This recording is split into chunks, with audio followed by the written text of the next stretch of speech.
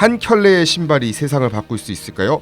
1984년 세상은 그 질문에 대한 답을 보게 됩니다.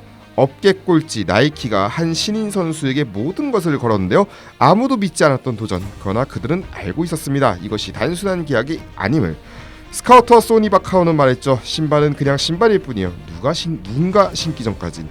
마이클 조던, 그의 이름이 역사가 되기 전 한 어머니의 믿음이 만든 기적, 그리고 그 기적을 만들기 위해 모든 것을 걸었던 나이키 팀의 위대한 도전 한번 살펴보겠습니다. YCU 스포츠 밤백화입니다. 50화 에어로 돌아왔습니다. 이번 시간에도 상구님, 정구님 함께합니다. 안녕하세요. 안녕하십니까. 네. 밤백화라니요. 이제 백화까지 얼마 안 남았다는 거죠. 무슨 반백 반 40 그런 건가? 옛날에 무한도전도 50회 특집하고 그랬어.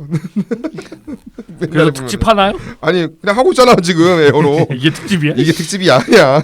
이게 저희가 매번 한다 하면서 매번 탈피리 미뤄왔던 작품을 그게 아마 작년부터 얘기 나왔던 거예요. 작년에 심지어 제가 작년에 이거 한다고 했었어요. 작년 3월달에. 근데 이게 1년 그러니까 50회 특집이 매우 적합하죠. 1년 동안 하려고 했었던 거 이제 하기 때문에 50회 특집은 미루니 특집이다. 1년째 못했던 거 1년째 자랑이다 이씨. 아주 미루니 부르시지 그러셨어요?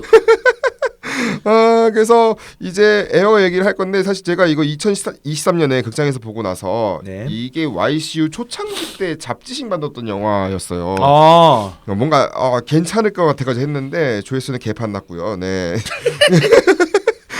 아무튼 그랬던 영화인데 이거를 한번 YC 스포츠에서 다시 한번 살려봅시다. 살려보려고. 아무튼 잡지식은 그대로 있으니까요. 한번 즐겨주시고요. 어떤 내용인지 잠깐 이제 줄거리 보여드릴게요. 뭐였냐면 이 영화의 중심 인물은 참고로 농구 왕제 마이클 조던이 아닙니다. 네, 혹시나 해서 그렇죠. 마이클 조던 영화인가 싶었는데 아니에요. 네, 마이클 조던 거의 뒷모습만 나옵니다. 농담 아니고. 근데 제가 봤을 때는 일부러 초상권 때문에 그랬던 것 같아요. 초상권이나 아니면은 그런 아까 양 기자가 얘기했던 것처럼 이 이야기는 마이클 조던의 이야기가 아니다라는 거를 좀 강조한 것 같아요. 네, 그리고 그게 아마 좀 이따 이제 말씀드릴 것 같은데 이 마이클 조던 아니라 나이키 농구화 부서를 업계 최고로 만들기 위해 고용된 스카우터 소니 바카로, 맷 데이먼이 맡은 소니 바카로예요.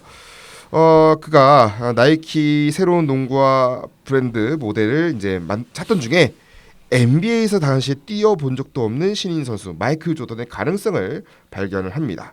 그래서 이게 어떤 경기였냐면 NCAA 파이널. 네. 당시 마이클 조던이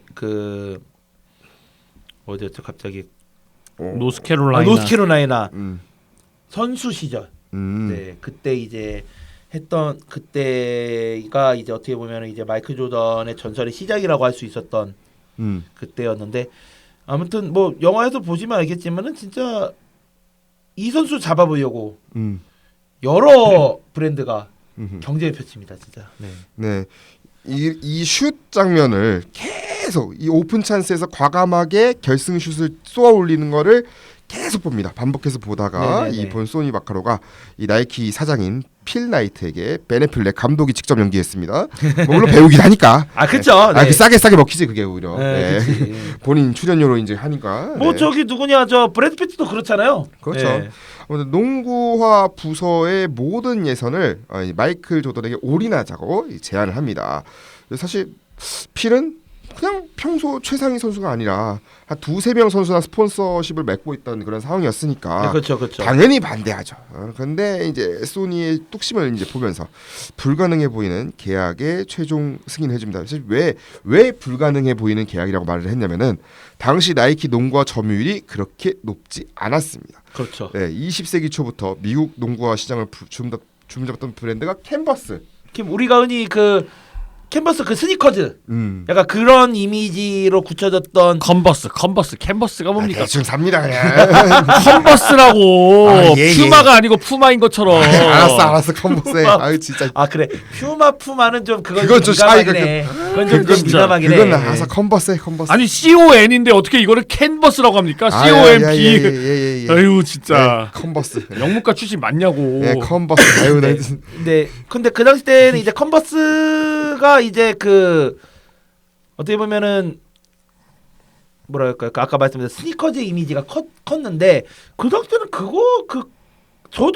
저도 이제 듣기는 들었었는데 그 컨버스가 당시 농구화 시장에서 미국에서의 농구화 시장 컸구나라는 건 이야기는 들어봤지만 이게 영화에서도 이렇게 강조하는 거 보고 진짜긴 하네 이렇게 있거든요. 아디다스는 이야기는 이전부터는 계속 들었었어요. 심지어 아디다스는 이후에는 또 아예 NBA 패키지 계약을 맺어가지고 아예 모든 팀에 한때 이제 아디다스 유니폼이 있고 뛰었잖아요. 지금 그 미국 프로축구 이제 그 북미 프로축구인 MLS가 그런 것처럼. 네. 그러니까 컨버스가요.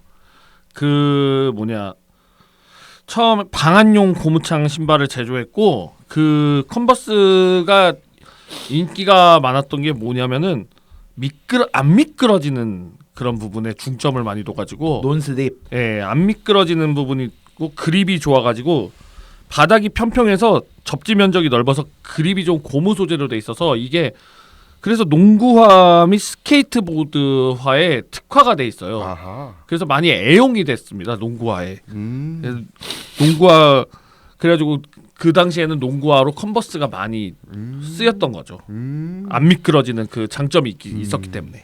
그래서 캔버스가 주름을 잡았고. 컨버스. 컨버스 자꾸 내가 썼는데 컨버스 썼는데도 왜 캔버스 일찍 읽고? 양기자 그 여기다가도 저기 그 적죠. 스티커 있어요. 캔버스 X. 컨버스. 그러니까 캔버스가 아니고 컨버스. 무슨 LG 전자 X 캔버스도 아니고. X 캔버스. X 캔버스야.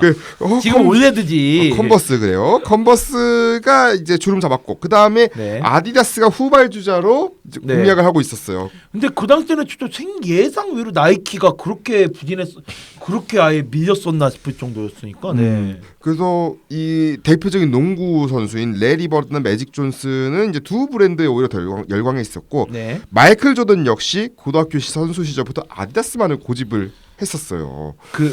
그게 딱 그런 것 같아요. 그 본인이 되게 뭔가 삘받는다 그러잖아요. 그러면은 그 하나 주장창 찾는 사람들 많아요. 왠지 그 당시 때 마이클 조던도 그런지 않았을까라는 생각도 해보긴 해요. 그런 가운데 소니는 마이클 조던의 에이전시 대표죠. 데이비드 포크의 허락도 없이 직접 마이클 조던의 어머니 델로리스 조던을 만납니다. 컨버스 아디다스의 미팅 과정에서 일어날 일들을 예측하면서 이렇게 할 겁니다. 얘들은 이렇게 할 거고요. 이렇게 하면서 델로리스에게 미팅 기회를 달라고 요청을 합니다. 그렇게 델로리스가 나이키를 탐탁지 않아 하던 그 마이클을 설득하기 위해서 나이키와의 미팅에 참여하게 합니다. 그 사이에 소니는 마케팅 임원인 롭 스트라서와 농구 부서 선수 책임자인 하워드 화이트, 이 롭 스트라서는 제이슨 베이트먼이 맡았고 하워드 화이트는 크리스 터커가 맡았는데 크리스 터커는 여러분이 아마 아실 만한 영화들이 있을 거예요. 대표적으로 러시아워. 그렇죠. 성룡하고 같이 했던. 네, 추억의 배우죠. 사실 이분도 그 이후에 잘 활동을 안 했. 그러니까 큰 영화 활동 안 했던 분이니까. 네네, 그렇죠. 이 두 사람의 전폭적인 지지를 받아내면서 일주일도 안 되는 기한 내에 마이클 조던에게 제안할 에어 조던의 모델을 만들어낼 수 있었습니다. 근데 이제 이 당시엔 그게 규정이 있었잖아요. 그것도 이게 농구와도 그런 이제 색감이나 그런 거에 대해서 그 기준이 있다고 하더라고요. 그래서 뭐 농구화에 뭐 50% 이상은 흰색으로 해야 된다. 그래 51% 이상.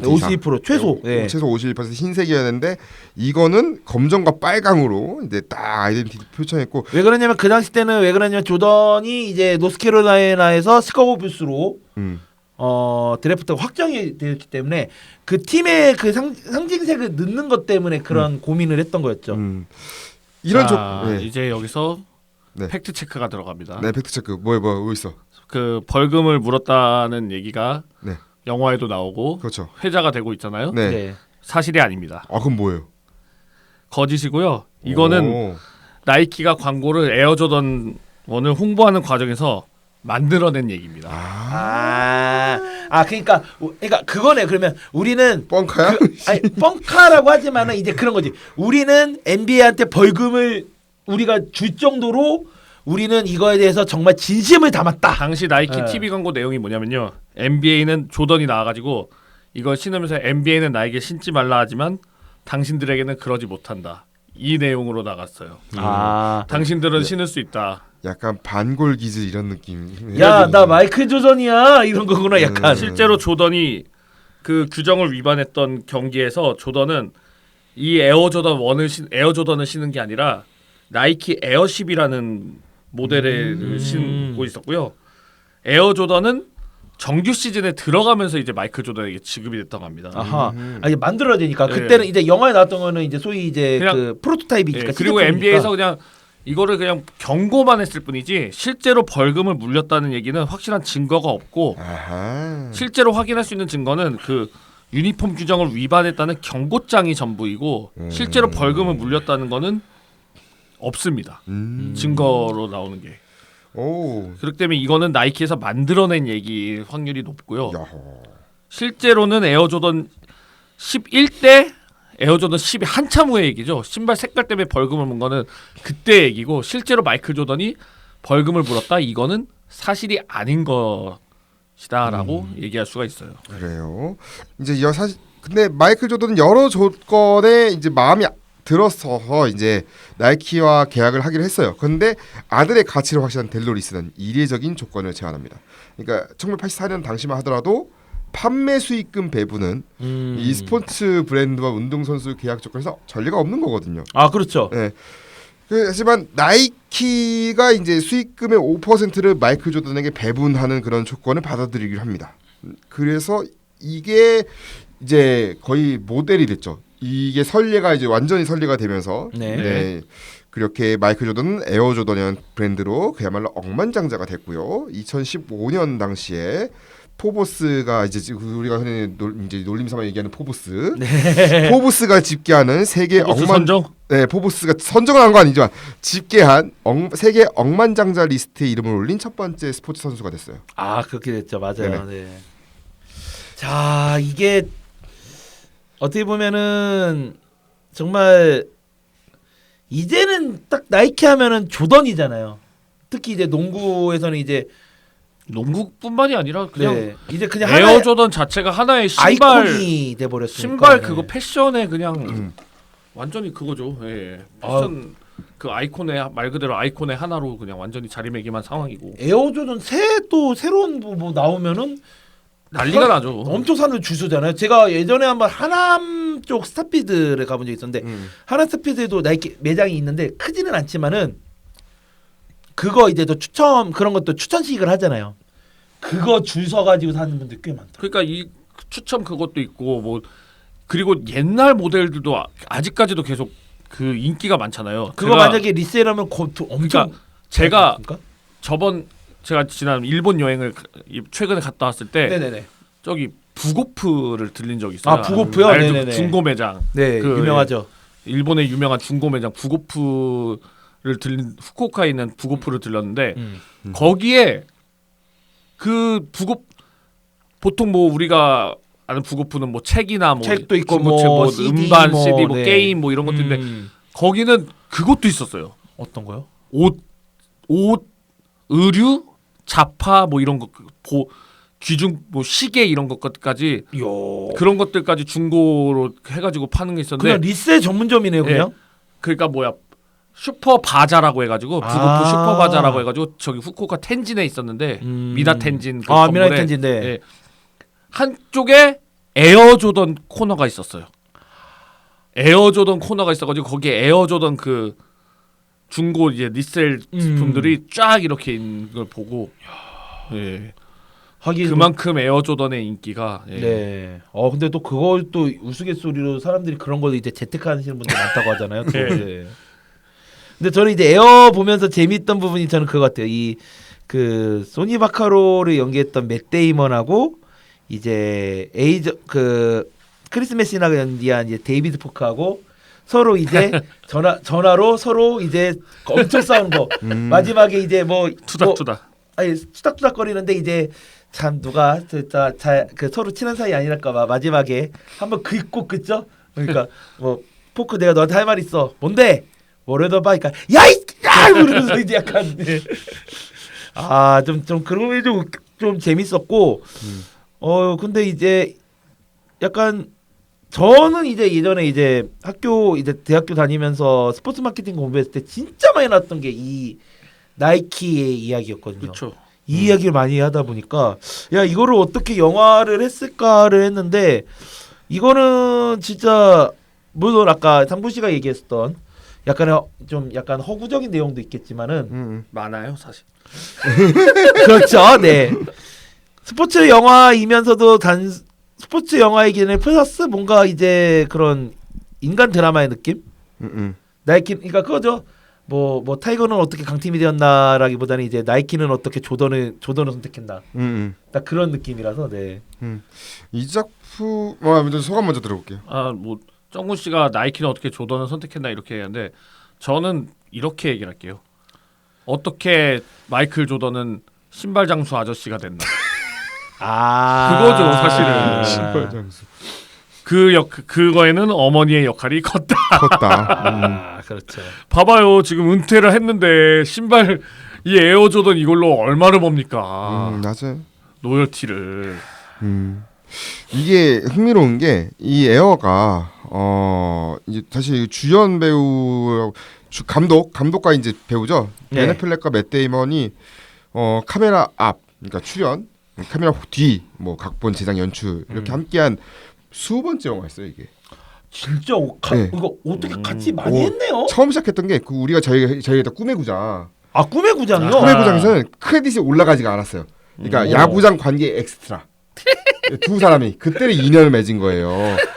그러니까 꿈의 구장에서 이제 엑스트라로 시작해가지고. 또 이제 밑바닥에서부터 서로 같이 시작했구나. 네, 그래서 이제 구리런팅이라는 유명한 영화 있죠. 거기서 이제 본격적으로 이 호흡이 이루어져서 두 사람이 각본을 썼고 출연도 했고. 구디런팅에서는 서로 맨날 싸우면서 맨날 F워드 쓰면서 싸우잖아요. 네. 되게. 두 배우가 성장사를 이제 각색한 건데 이걸로 이제 두 배우가 아카데미 각본상을 하나씩 이제 잡게 되는 거죠. 네. 그러니까 그리고 이제 그 이후에 최근에도 개봉했던 리들리 스콧 감독에서도 이제 라스트 듀얼 최후의 결투라는 작품이 있어요. 그것도 같이 각본을 쓰기도 했고요.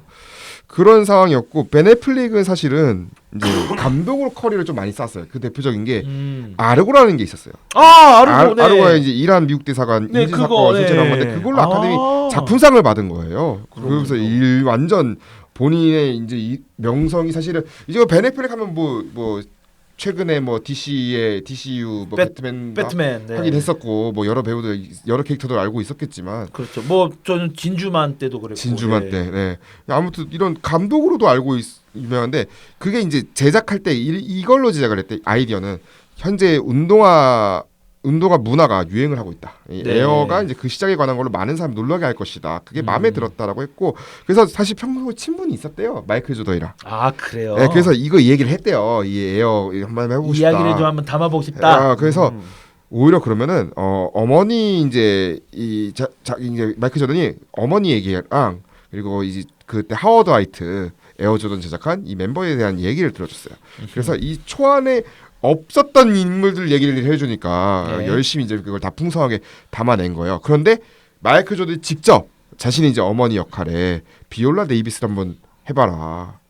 자기 어머니하고 되게 느낌이 비슷했나 보다. 네, 그래서 꽂아줬대요. 이제 여기 한번 해봐라. 이분이 뭔 영화가 있냐면은 저 이제 그 펜스로 생애 첫 아카데미 여우조연상 받은 배우기도 한데 네. 여러분이 아실만한 영화 뭐가 있을지 모르겠는데 대표적인 게 그거예요.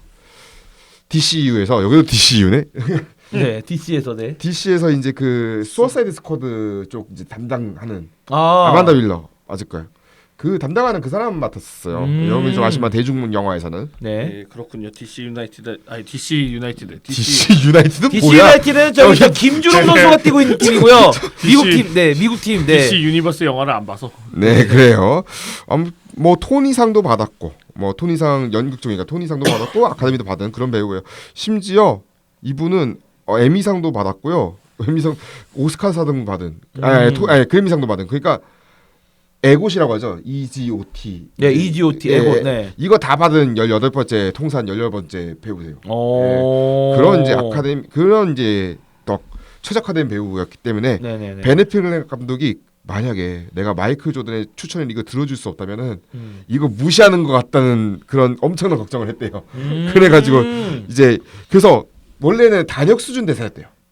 어머니의 어머니니까. 부분이 어머니 단역 수준이었는데 요거를 올렸대요. 이제 올리면서 좀 좀 비중을 더, 좀 비중을 올려주셨구나. 올려주면서 이제 좀 캐릭터에 이제 좀 조연급으로 많이 올렸다고 합니다. 아니 생각해 보니까 지금 벤 애플렉하고 이제 맷 데이먼이 같이 이렇게 밑바닥부터 올라왔다고 하셨잖아요. 근데 비슷한 점이 하나가 또 있었네요. 또 이제 벤 애플렉은 이제 DCU에서 이제 배트맨을 했었고 저기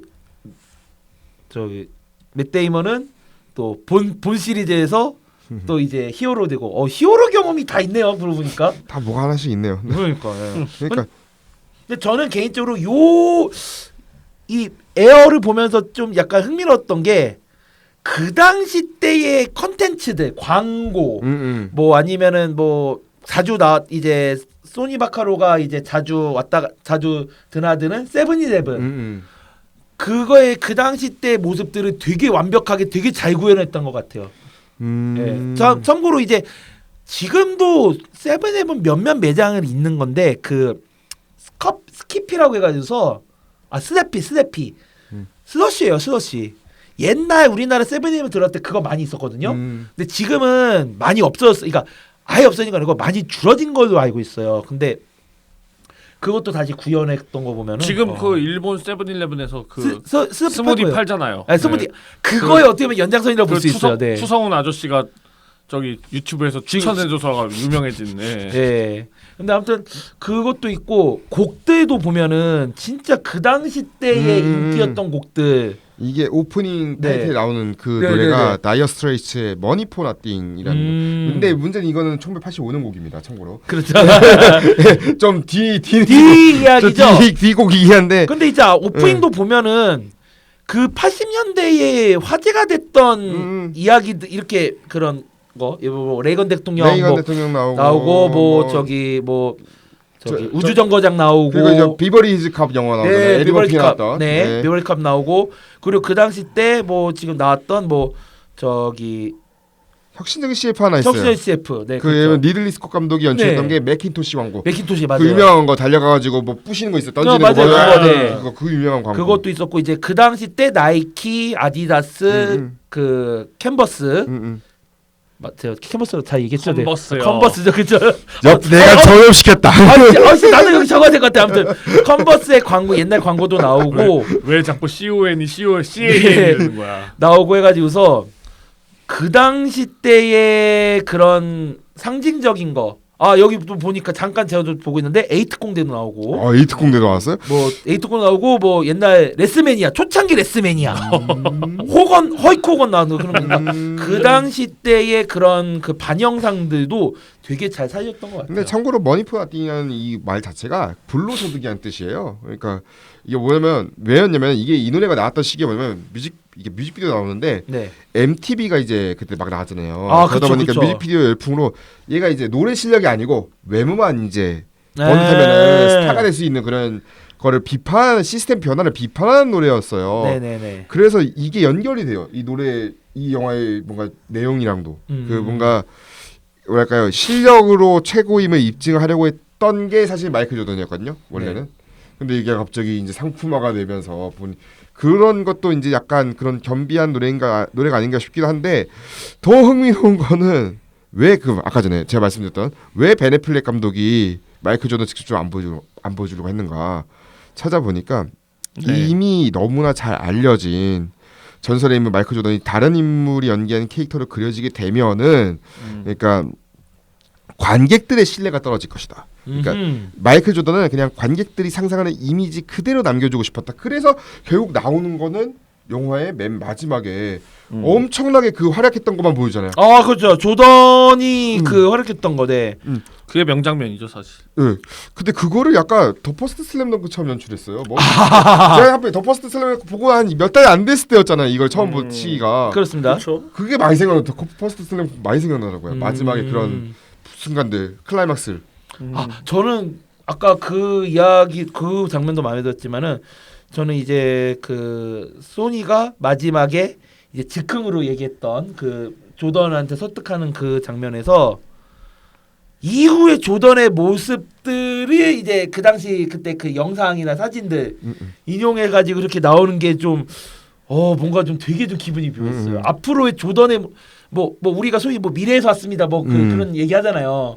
그런 느낌을 준 것 같아가지고서 저는 그거 되게 좋았던 거예요. 그때 이제 뭐 진짜 조던이 이제 마이클 조던이 나이키와 계약 맺고 난 뒤에 있었던 뭐 NBA 우승도 여러 번 했고 뭐 도중에 아버지도 돌아가시고 뭐 야구도 하고 뭐 그런 거 많았잖아요. 뭐 과거 우리 예전에 스페이스잼 얘기했을 때처럼 그런 것도 그런 여러 우여곡절들을 이렇게 넣어주는 게 좀 되게 좀 기분이 좀 묘했어요. 그러니까 이게 사실 뻔한 성공담은 그린 영화면은 이게 좀 진부해질 수 있거든요. 네. 근데 아마 한국이었다면 분명히 여기서 눈물 좀 흘려야 돼요. 아 그렇죠. 우리 아들 좀 많이 좀 살려줘. 막 그 있잖아요, 약간 뻥튀기하면서 어머니를 봐서라도 어머니를 위해서 이 계약을 성공시켜야 돼. 어머니를 위해서. 어머님, 저는 제 모든 거를 아드님에게 맡겼습니다. 바로 망한 영화인데. 바로 망작되는 거지 그 순간. 심파 요소 넣는 순간 끝나는 거야 그거. 요즘은 십몇만 바로 비상선언 돼버리네. 그런 상황인데 그렇게 연출을 하지 않았다는 거. 그 낭만보다 현실적 흐림으로 보여주겠다는 건데 만약에 거기서 숨구멍이라도 없으면 다 안 되거든요. 그쵸. 근데 이 숨구멍을 아까 전에 크리스 터커가 해준 것 같아. 네 맞아요. 좀 뭔가 맞아요. 뭔가 그 분위기를 약간 좀 환기할 수 있는. 근데 양 기자가 아까 10만 명 얘기했는데 실제로 대한민국 한국에 11만 명. 에어요? 예. 아 그럴 것 같더라고. 그게 흥행은 근데 이게 흥행은 안 될 거라는 생각이 좀 들었어 보면서. 네. 볼사람만 봤네요. 볼사만 봤어요. 근데 볼사만 마이너 이제 팬들을 봤고 그리고 저는 이 영화의 사실은 주제가 또 다른 게 있다고 생각하는데 어떤 거요? 예를 들면 뭐 자본주의 사회에서 결국에는 네네네. 처음부터 자본주의에 대한 누리잖아. 아무튼 머리표 안 띄는 거 보면은 그렇죠. 이 내용 자체가 다 자본주의 아니에요. 그렇죠. 서로 돈 굴러가는 얘기니까. 근데 여기서 역설적인 거는 자본주의 사회에서 중요한 건 결국 사람의 신이다. 소니랑 델로리사 처음 만나서 얘기를 나눈 장면, 아니면 또 소니가 필 계속해서 설득하는 장면이 비즈니스 관계에서 결국은 신이거든요. 네네. 그리고 돈과 돈이 오르고 가는 얘기는 돈이 사실 중요하지 않을 수가 있어요. 돈 자체는. 돈을 적게 주더라도 나한테 정말 필요한 그 가치를 잘 설명해주고 그걸 따라가는 게 맞지. 아마 아이다스 아까 그 약간 시큰 그 한번 투어 가잖아. 투어 가면 느껴지잖아요. 네, 그죠. 얘가 마이클 조던을 어떻게 상대를 할지. 근데 피칭 보면은 그래도 나이키가 제일 뭔가 잘해줄 것 같은 그런 느낌 있잖아. 피칭 보면은 피칭 내용이나 이런 거 보면은. 네네. 그래서 된 것 같아. 결국 피칭이 중요하다. 그렇죠. 네. 근데 뭐 틀린 말이 아니에요. 그래서 아무튼 아까 사카 얘기하신다고 했었는데 네네. 아무래도 브랜드 이게 엄청나게 팔린다라면 뭐 어느 정도 팔린다고 해야 될까 이 브랜드 자체가 이 진짜 조던이라는 그러니까 아까 또 제가 얘기했지만 나이키 이제는 상징적인 아이콘이 되다 보니까 이게 또 지금은 또 재밌는 게 나이키가 지금 이제 NBA와 이제 패키지 계약을 하면서 이제 뭐 NBA 유니폼은 전부 다 이제 나이키의 유니폼으로 이제 다 입고 있는데 이 어떻게 보면 이제 진짜 그거죠. 조던과의 계약이 나비 효과가 되면서 지금의 나이키의 위상이 이렇게 된 건데 이게 또 이제 더 재밌어지는 게 이제는 이게 단순히 그냥 농구에만 멈추는 게 아니라 아까 말씀드렸다시피 하나의 이제 그 상징적인 이미지이기 때문에 다른 종목 쪽하고 이제 그런 협업을 하게 됩니다. 그 시작이 뭐냐면 바로 축구인데 그것도 축구에 같은 나이키의 유니폼을 입고 있는 파리 생제르맹이 됩니다. 자, 이거에 대해서 조금 좀 이야기가 좀 긴데 이게 왜 그러냐면은 마이클 조던이 이제 은퇴를 한 뒤에 구단주가 돼요. 구단주가 되는데 이제 구단주가 어디냐면 바로 샬럿 호네츠라고 하는 팀의 구단주가 됩니다. 지금 NBA 샬럿 호네츠고요. 왜 조던이 샬럿을 선택했냐면은 샬럿 구단의 연고지가 저기입니다. 노스캐롤라이나주. 네. 조던이 있던 대학이 노스캐롤라이나죠. 조던의 연고가. 예, 그렇기 때문에 샬럿 호네츠의 구단주로 부임을 한 거고요. 네, 그리고 또 하필이면 또 거기에 프랑스 선수가 있어요. 이제 그 당시 때의 선수가 누가 있었냐면 이제 니콜라스 바툼하고 네. 비스벳 비욘보. 예, 그렇습니다. 이 두 선수가 또 프랑스 대표팀에서 뛰고 있던 선수예요. 예, 지금 비욘보 선수는 저기 얼마 전에 샌안토니오 스퍼스로 왔고요. 네네네. 니콜라스 바툼은 지금 어딘지 제 기억으로는 모르겠고 남의 길을 찾아봐야 될 것 같고요. 근데 이제 대표적인 그 선수들 지금 현재 또 이제 프랑스 대표팀에 뛰는 선수다 보니까 그러면은 한번 조합을 만들어 보자 해서 마침 이제 했던 팀이 프랑스 선수들이 있으니까 파리 생제르맹 선택하고 또 그 당시 때는 또 뭔가 어떻게 보면은 농구에 조던이 있으면은 이제 지금 축구에서 이제 신성 과거 이제 매번 이제 뭐 저기 뭐 브라질 뭐 포르투갈 뭐 그러니까 아까 제가 말씀 옛날에 이제 뭐 쓰리알이라고 하죠. 뭐 호나우드 뭐 히바우드 호나우딩요 뭐 있었고 지금 뭐 포르투갈에는 뭐 과거 피구 호날두가 있었지만은 나이키가 정말 밀어볼 수 있는 새로운 선수가 프랑스에 있었죠. 킬리안 음바페라고. 그 선수가 마침 또 나이키의 유니폼을 입고 있었던 파리 생제르맹 선수였기 때문에 그때 처음으로 이제 콜라보레이션 홍보를 시작을 합니다. 그러면서 이제 유니폼의 홈 어웨이는 기본은 아디다스가 아니죠. 나이키 로고가 들어가는 나이키 수시 로고가 들어가는데 서드하고 폴스 유니폼에서는 나이키의 로고가 아니라 그 에어 조던의 조던 그 그림 있어요. 뭐 우스갯소리로 제가 맨날 이제 시온 로고라고 하는데 그 로고가 들어갑니다. 그 영화 마지막에 나오는 그 에어존의 그 메인 로고가 돼버리죠.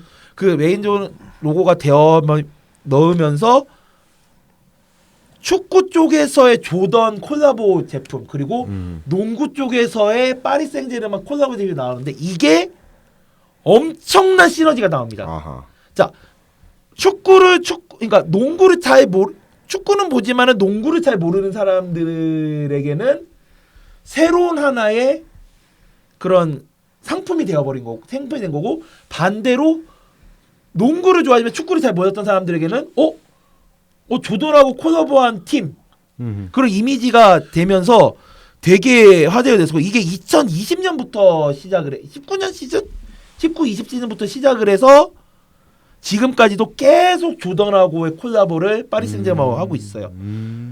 그 실제로도 이제 그 나이키 농구 쪽에 이제 국내 팬들 사이에서도 되게 화제도 많이 났었고. 그래서 어떻게 보면은 이 조던과 PSG의 콜라보가 어떤 의미로는 이제 아까도 저희가 앞에도 얘기한 부분도 있지만은 단순히 스포츠웨어가 아니라 하나의 이제 패션이 됐다고 보는 게 맞다고 봐요. 그래요? 네, 뭐 그렇고요. 일단은 뭐 조던 브랜드 제가 뭐 어마어마하죠. 저기 제가 보니까 2023년 요 매출 나온 걸 보니까 얼마가 나왔냐 저기 65만 3천 달러 65억 8,900만 달러. 와우. 65만 달러면요. 예, 잘못 봤고요. 예, 65억 8,900만 달러가 2023년 매출로 나왔는데 이거는 나이키 전체 매출의 14% 수준이라고 하고요. 단일 스포츠 브랜드 중에서는 매출 기준으로 5손가락 안에 꼽힌다고 합니다. 아식스, 반스, 컨버스, 뉴발란스 등의 주요 스니커즈 브랜드보다 매출이 더 높고요.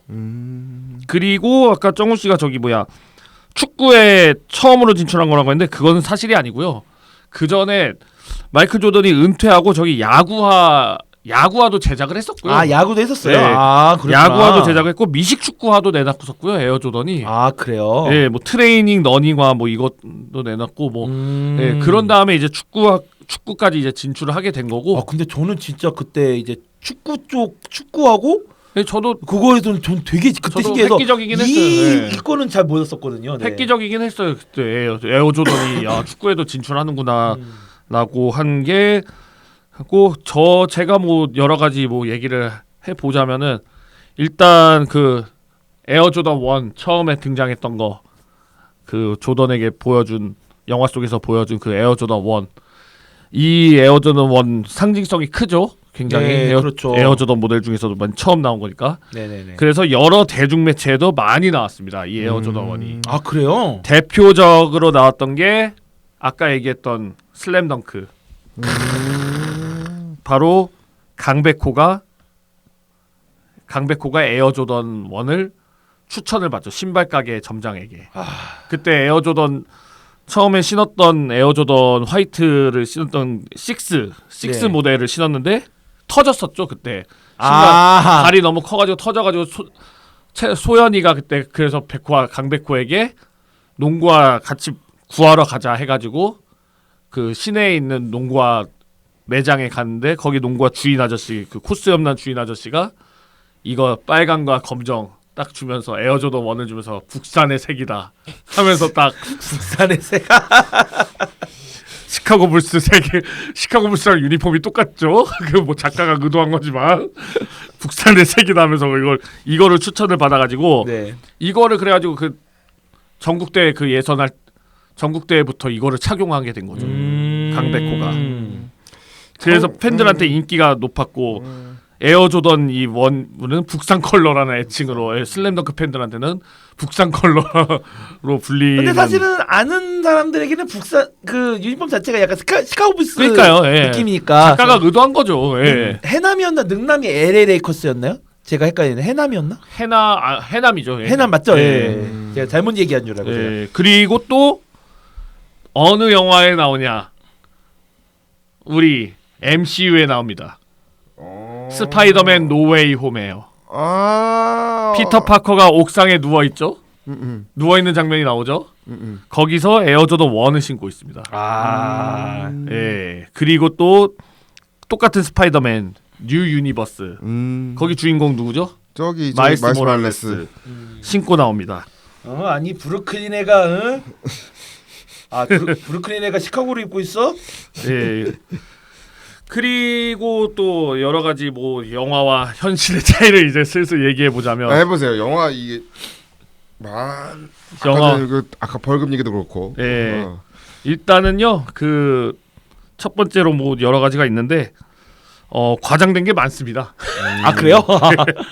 사실 뭐 그 영화에서 에어조던 D를 성사시킨 거는 소니 바카로와 그 조던 어머니 들로리스가 공이 큰 걸로 나와 있는데 실제로는 조던 본인은 조지 레블링이 가장 큰 영향을 줬다라고 얘기를 했고, 네네네. 예, 여기 작품에도 나오지 않습니까? 예, 그렇죠, 예. 근데 이 작품에는 별로 비중이 없게 나오는 가지고, 네, 그냥 저기 토니 로마스에서 예. 그냥 토니 로마스도 되게 오랜만에 봤어. 우리나라에도 옛날에 잠깐 들어왔다가 빠졌거든요. 네. 그리고 또 뭐 그리고 소니가 나이키에 조던을 추천한 게 뭐 엄청난 일도 아니었어요. 뭐 거기서는 뭐 조던 뭐 이런 게 얘기하는데 이미 조던은 그때 이미 정상급의 유망주였기 때문에 그렇죠. 예, 그래가지고 뭐 물론 그 신인에 불과한 선수한테 그런 이름을 딴 농구와 라인을 주는 건 도박이 맞긴 하죠. 근데 그렇죠. 다만 그 에이전트였던 그 포크 데이비 포크의 주장에 따르면 소니의 역할은 그냥 조던을 추천한 정도고 실제로 조던을 소니가 발굴한 건 아니다라고 그렇게 얘기가 나옵니다. 약간 맷 데이먼 분량 채워주 그런 거 아니에요? 맷 데이먼 분량 채워주려고. 그러니까 지금. 우리나라로 치면은 그거예요. 그 막 프로야구에 데뷔한 선동열이나 메이저리그에 입단한 박찬호에게 프로스펙스나 늑가프 같은 브랜드가 거액의 계약을 맺고 선동열 브랜드, 선동열 신발 뭐 이렇게 내는 거랑 비슷한 경우. 아마 그 당시 때면은 뭐 르카프 그런 거지만 해외였지만 뭐 미즈노라던가. 그렇죠. 네, 뭐 제트. 근데 그런 거 거기는 뭐 있겠죠. 일본 브랜드니까는 뭐 우리식으로 해가지고 늑가프나 프로스펙스로 이렇게. 그쵸. 그래가지고 뭐 그런 것도 있고 그리고 영화에는 되게 부정적으로 나오는 게 데이비 포크인데 에이전트 뭐 에이전트는 뭐 돈만 뜯어내는 이미지가 강해가지고 영화에 그렇게 나오긴 하는데 네. 실제로 뭐 영화에서처럼 에이전트 제쳐두고 들로리스가 직접 협상하거나 그건 아니었고요. 당연히 에이전트 끼고 하죠. 당연히 예. 그렇죠. 예. 그 아무리 그 작품에서 얘 어머니가 실세야 이렇게 얘기를 해도 예. 그리고 그 당시에는 NBA가 지금보다 인기가 없었어가지고 드래프트 방송하는 것도 방송사에 돈을 주고 했어요. 오히려. 그래요. 드래프트 방송사가 드래프트 중계를 안 해주려고 해가지고 야 우리가 돈 줄게 이게 방송해줘. 마치 그거 아니야? K리그가 옛날에 이제 저 지상파 할 때 예. 우리가 원래 중계권을 분명히 받았는데 왜 제작 지원을 왜 우리가 해줘야 되지? 그건 모르겠지만 아무튼간에 제작 지원을 해줬어. 그러니까 뭐 그런 거의 네. 그런 거랑 비슷하고 예. WK 리그가 약간 그렇다고 하던데. 예. 그리고 나이키가 로열티를 주는 거를 영화에서는 되게 막 전대미문인 것처럼 이렇게 묘사를 했잖아요.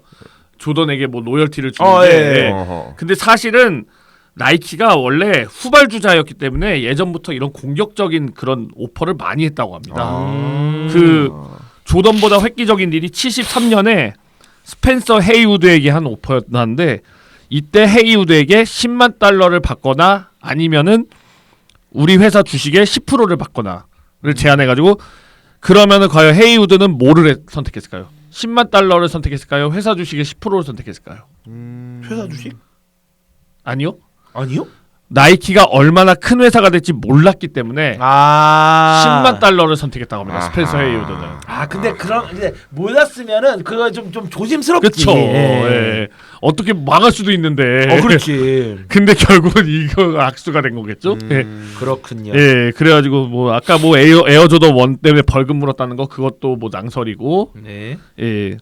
그다음에 뭐 저스트 두잇 있잖아요. 유명한 광고 문구 나이키의. 예. 그거가 뭐 영화에서 나오잖아요. 형집행을 앞둔 사형수의 말에서 유래했다는 거. 그건 사실입니다. 그래요? 그거는 사실인데요. 그냥 죽여 이거였구나 그냥. 예. 근데 정확히는 뭐냐면은 레스 두잇이고 저스트 두잇이 아니라 레스 두잇. 그리고 이 문구는 사실은 88년에 광고 대행사에서 만든 말이라고 합니다. 예, 인용한 말이라서 그 당시 배경이던 84년에 나이키 직원들이 그 얘기를 하는 거는 그렇죠. 뭐 머니퍼나팅 노래 85년부터 공격소리랑 똑같지 뭐. 말이 안 된다. 그 이전에 그 나이키가 이제 우리나라 축구 대표팀으로 아예 딱 그 상징하는 그 디자인으로 만들었을 때 예. 그 축구화도 우리나라 대한민국 커넥션으로 나온 것도 있어요. 예, 그렇죠. 근데 그때 어땠냐면은 그 저스트 주잇이라고 영어를 쓴 다음에 옆에다가 한글씩 그 무슨 그냥 해 약간 그런 느낌으로 이렇게 한글로 이렇게 넣은 게 있어요. 근데 진짜 그거 같네 진짜 그냥 해. 그 아까 사형수 말했던 그냥 죽여 약간 이거니까. 네. 예, 그리고 그 영화에서 조던의 부모님 역할을 한 비올라 데이비스하고 아버지 역할을 했던 줄리어스 테넌 이 두 분은 실제 부부 사이랍니다. 예, 그렇죠. 실제 부부 사이라고 하고요. 예, 그리고 그 마지막 통화 씬, 그 들로레스와 소니가 전화 통화로 마지막 협상을 나누던 거는 보통 통화 씬은 따로따로 찍잖아요 영화에서. 그렇죠. 네네네. 근데 이거는 배우들이 같은 건물에 다른 벤치에 앉아서 실제로 전화 통화하면서 촬영을 이어간 거라고 하죠. 센스 있네. 예. 오히려 그게 더 현실감은 있긴 하죠. 예. 그렇죠. 이제 사실 에어 하면은 한국 얘기를 안 할 수가 없거든요. 왜냐면 영화에 나오기 때문에. 짝퉁이라고. 그런데 짝퉁이라고 하기에는 라이센스를 사서 만든 거예요. 사실 1970년대부터 나이키가 하청을 준 거죠. 부산 지역 신발 공장들에게. 그렇죠. 네, 한국이 나오죠 그 영화 속에. 예. 그런데 여기에서는 한국 짝퉁 한국하고 대만에 짝퉁 있다고. 아 그거 나이스 아니야 나이스? 그러니까 그러니까 뭐 음팔에서도 나왔었잖아요 막 나이스. 맞아요. 어떻게 보면 한때 전 세계 나이키 운동화의 90%가 부산에서 만들어진 시절이 있었어요 옛날에. 예. 그러니까 그 당시 때는 아마 우리나라가 이제 소위 이제 그러니까 물론 이제 그 옛날에는 이제 뭐 소위 말해서 한국 지사라는 개념이 없었으니까 나이키는 이제 화승이 이제 르카프를 만들었던 화승이 이제 라이센스를 사가지고서 제가 봤을 때는 그 나이키에게 라이센스 사고 자기 이제 그런 이제 만드는 기술을 배우면서 만들었던 게 저는 르카프라고 보거든요. 그래서 화승이 이제 화승 나이키라 이름으로 활동을 했었고 네. 아디다스도 옛날에 제우교역이라는 회사가 라이센스하고 이제 그 직접 직거래를 통해서 아디다스를 들어왔었거든요. 그러니까 옛날에는 그런 게 좀 많았었어요. 그러니까 국제 상사랑 동양 고무가 에어조단 제작에 참여해가지고 국제 상사가 거기가 그거일 거예요. 옛날에 그 그래 저기 프로 월드컵 그 브랜드일 거예요. 제 기억이 맞으면. 네. 그래서 이제 미창 보시면은 이제 그 미창의 그 유명한 초창기 모델 미창 보면은 이거 떼 보면은 네. 최고의 품질을 최고의 품질하면서 이제 한글 새겨진 모델이 상당히 많아요. 이거 뭐 전시장인가 뭐 이런 거 가면 있더라고 보니까. 그러니까 그 당시 때는 아무래도 그러니까 소위 지금으로 치면은 OEM이라고 하잖아요. 대량 OEM이죠. 생산. 뭐 그러면 그러니까 지금은 이제 어떤 이제 스포츠 브랜드가 이제는 동남아 쪽에 OEM 공장에 많이 그렇죠. 돌려요. 뭐 지금 수원 유니폼도 이번 시즌 보니까 푸마에서 보니까 네네네. 푸마라는데 죄송해요. 푸마에서 보니까 네. 베트남인가 거던데. 네, 메이드 인 베트남에 네, 있더라고요. 베트남도 그러니까. 있고 뭐 다른 뭐 같은 경우는 뭐 베트남도 있고 인도네시아도 있고 뭐 그 태국도 있고요. 네. 제가 저기 일본 가가지고 그 이대호 선수가 네. 그 유튜브에도 이대호 유튜브에도 알펜? 나왔던 네. 후쿠오카 그 알펜 야구 용품 매장 네. 거기 갔는데 다저스 오타니 선수 유니폼이 거기 있거든요. 나이키 거. 네. 네, 그거 거기 보니까는 메이드 인 인도네시아라고 써 있어요. 네, 그러니까요. 네. 그쪽으로 그 당시 지금이야 이제 그쪽으로 많이 돌리는데 저 7, 80년대 때 우리나라가 그랬던 것 같아요. 근데 그거를 통해서 많이 배우고 이제 자체적으로 이제 브랜드를 만든 게 지금 제가 아까 방금 얘기했던 뭐 프로 월드컵 뭐 저기 르카프 뭐 지금 뭐 아시는 분들 아시지만 옛날에 타이거 네. 그런 쪽 타이거 신발 네. 그런 게 좀 이제 좀 있지 않았나 싶고요. 네. 참고로 오타니 선수 유니폼이 25,000엔이었습니다. 네. 저 지난번에 제가 그 입고했던 게 그게 그 가격이었어요. 네. 네. 서울 시리즈 그 기념 나왔던 거. 그래요. 자, 이제 뭐 요 정도에서 이제 에어는 정리를 하면 될 것 같고요. 저희 다음 시간에는요. 벌써 이제 야구 개막 시즌이 되었고 특히 메이저리그는 이제 일본에서 오프닝을 한단 말이죠. 네. 도쿄 시리즈를 하죠. 네, 그래서 이 도쿄 시리즈 앞두고 제가 막 찾아봐서 시카고 컵스가 나오는 영화가 뭐가 있나 찾아봤더니 이 영화가 있더라고요. 루키. 네, 루키 영화로 돌아오도록 하겠습니다. 지금까지 양기자였고요. 시청해주신 여러분 대단히 감사합니다.